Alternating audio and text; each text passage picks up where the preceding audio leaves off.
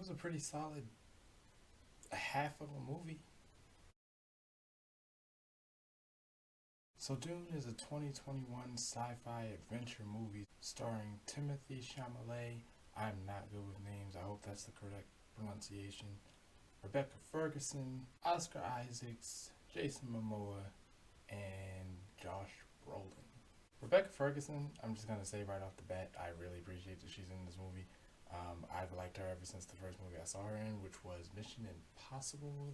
I didn't really see the trailers for this movie, so I didn't know who was like in it. So I didn't know she was going to be in it. But enough about talking about her. The movie. I have absolutely no attachment to the source material of this whatsoever. I don't know. I've never been a huge sci-fi fan. I'm not against sci-fi. I mean, I like Star Wars, but like, I can't really call myself a fan. There's plenty of quintessential sci-fi movies and books and whatnot, comics that I have never read, probably never even heard of. Generally speaking, I must say I was not disappointed.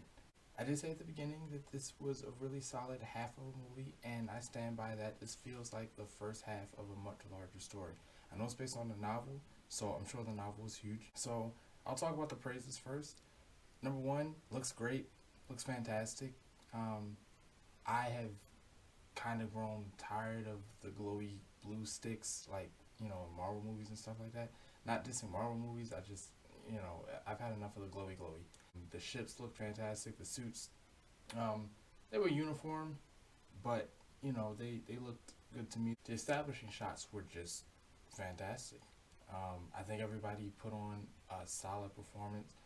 I haven't seen anything of the main character Timothy, so I don't know what he's been like in other movies, if he's been in other movies. I hesitate to mention this other actor because he's not the main star, but I'm gonna bring him up because he's one of my personal favorite actors. Stellan Skarsgård.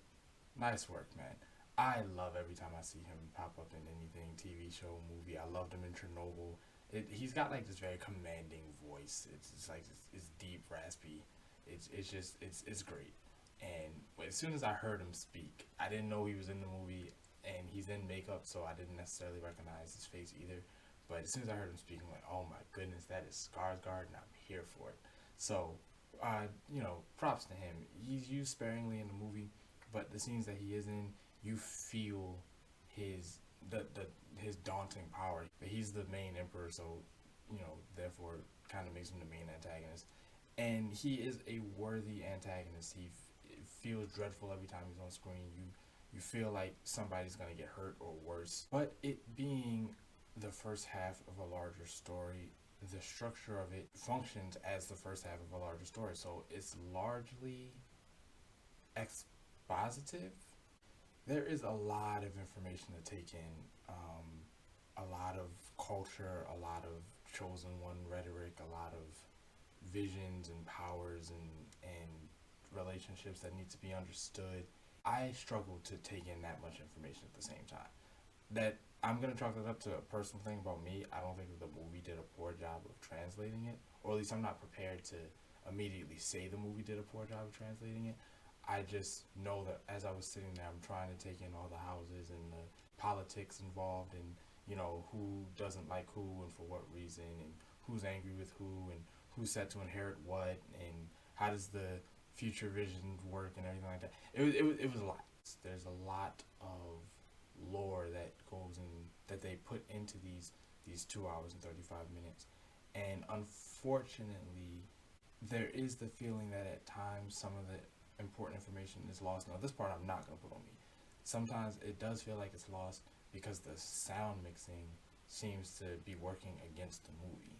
A character will be divulging important information, but the music or whatever sound effect is going on in the background is so loud that it's kind of burying their words. Maybe it's easier for people who are familiar with everything to let that go because they kind of already know what is supposed to be being said, or they have the information, so that they are a little looser with hearing it.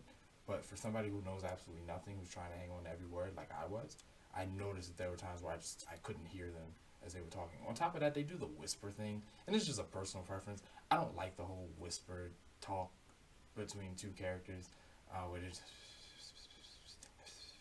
like, speak up. But I don't think those flaws necessarily ruin the experience of a movie. When armies invade, you feel the terror. When they're flying overhead, when a spacecraft comes into the vicinity and you can see just exactly what the heroes are dealing with, it's, the tone is correct. The music works to its advantage in that aspect. Hans Zimmer did his thing. Hans Zimmer is my favorite composer. Was this music, is it going to go on my list of favorite scores from Hans Zimmer of all time? No. However, it was great to hear music that caught my ear. Even now, one of the main themes of the movie, I can hear it in my head. It's playing in my head. But to sum it all up, the performance is great, the music is great, the lore is interesting, the visuals are breathtaking. It all works. I wonder if, as a person who's not attached to any of it, if it's an enjoyable enough 2.5 hours. Me personally, I was there kind of with the knowledge that it was the first half. I had heard people mention that it felt that way. I didn't know the spoilers or anything like that, but I did know that's what people were saying. So I kind of went in expecting that.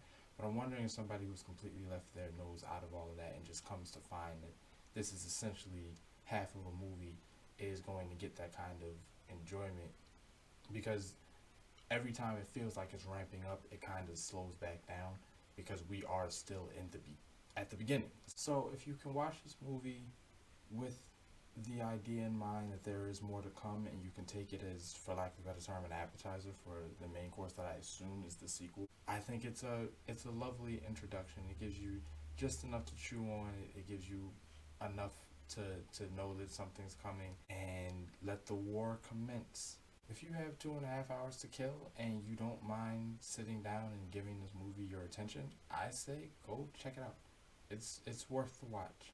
And if you have thought that this video is worth a watch, then do me a favor, like, subscribe, share the video, leave a comment if you would like to, and I'll be back with more nerd stuff. Alright, later.